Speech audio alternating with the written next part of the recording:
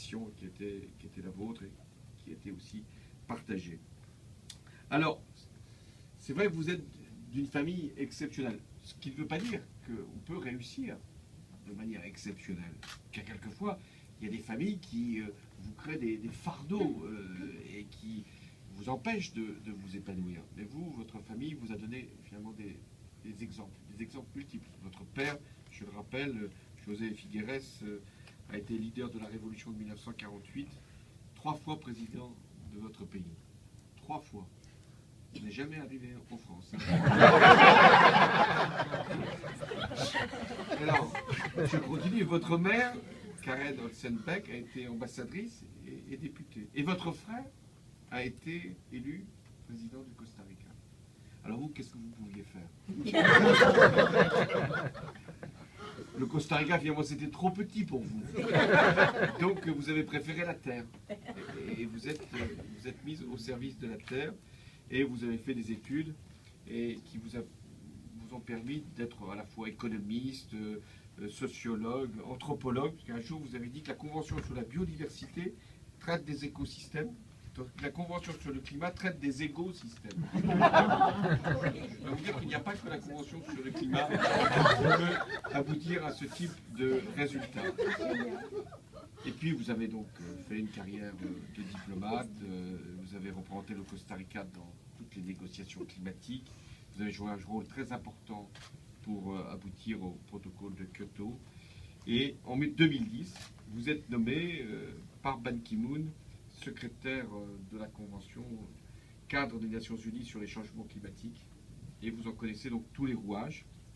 Toutes les complexités des négociations sont finalement votre matière première. Plus c'est compliqué, mieux c'est pour vous, parce que vous arrivez à démêler les écheveaux, les difficultés qui peuvent se présenter.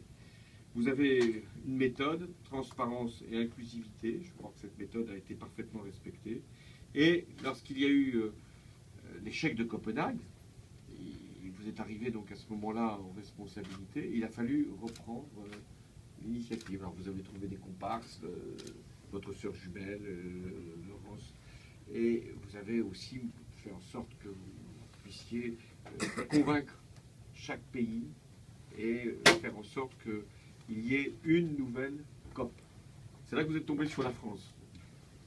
Là, vous avez vu un bon client, vous êtes dit, la France va être capable d'organiser la COP 21. Vous nous avez convaincus et nous nous sommes finalement laissés convaincre parce que c'était difficile, parce que justement, il y avait une espèce d'obligation de résultat. Alors, Laurent Fabius a pris cette responsabilité et nous avons pu travailler ensemble. Mais en même temps, comme je l'ai dit, rien n'était joué, rien n'était acquis. Et il a fallu jusqu'au dernier moment, plein d'anecdotes seront racontées un jour dans les mémoires, les vôtres, celles de Laurent Fabius, peut-être les miennes un jour. Nous nous souvenons d'un coup de téléphone qui n'arrivait pas à être passé. On a pu appeler Raoul Castro, le pape, on ne savait plus très bien d'ailleurs à qui il fallait s'adresser.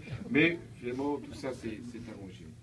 Et vous avez maintenant fait 2 mandats. De ce secrétariat de la Convention cadre des Nations Unies. Vous allez vous préparer à d'autres missions, d'autres négociations, peut-être d'autres enjeux. Je sais, maintenant que vous avez fait le tour de la Terre, jusqu'où vous pouvez aller dans l'univers, peut-être une mission vous sera confiée, mais vous avez aussi un attachement très profond à l'égard de votre pays, le Costa Rica.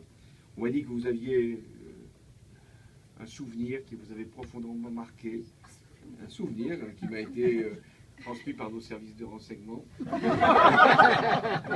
Un jour, vous étiez dans une magnifique forêt tropicale. Vous voyez à quoi ça va tenir, un destin. Vous étiez enfant, vous étiez allé avec vos parents, et vous avez rencontré un crapaud doré, une espèce endémique qui y vivait. Je passe devant un spécialiste du crapaud doré et de d'autres espèces. Et 20 ans plus tard, vous y êtes revenu, vous avez voulu de nouveau rencontrer le crapaud doré, à qui vous aviez peut-être fait des promesses, et il avait disparu. Et quand une espèce disparaît, elle ne renaît jamais. Et elle avait disparu à cause de quoi? À cause de la hausse des températures. Alors vous avez pensé à vos filles, Naïma et Yana, et vous n'avez pas voulu qu'elles puissent, elles aussi, constater, après avoir passé leur enfance, que des espèces avaient disparu. Voilà comment naît un engagement, voilà comment naît une passion, une volonté. Et finalement, vous pourrez dire à vos enfants, voilà, je n'ai pas pu sauver le crapaud, mais j'ai sauvé la terre. Et je voulais, à ce titre-là, vous dire toute notre reconnaissance, toute notre affection. Et c'est le sens même de cette distinction qui vous est remise. Elle vous est remise au nom de la République française, mais elle aurait pu vous être remise au nom de la République mondiale. Merci.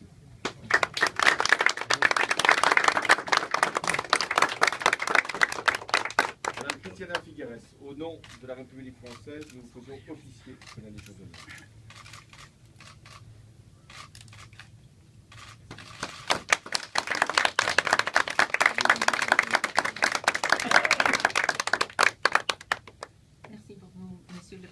Thank you so much. I see that you have done excellent research. I'm very impressed with your research. I am truly very, very honored. And I was actually hoping that this decoration would come with a little scissor, because I think it needs to be cut up.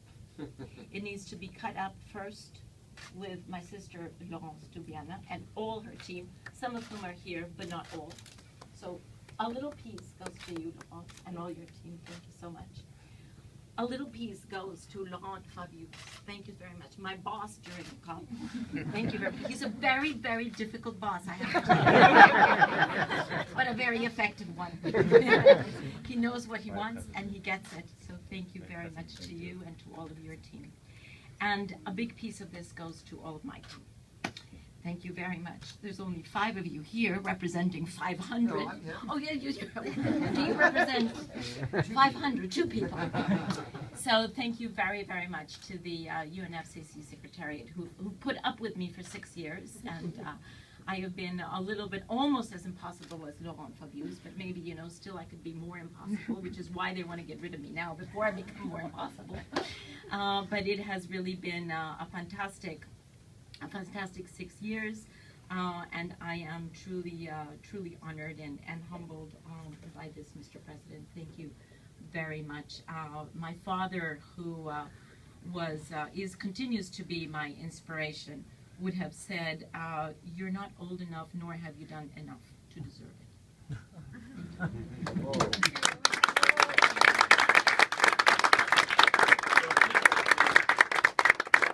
The team.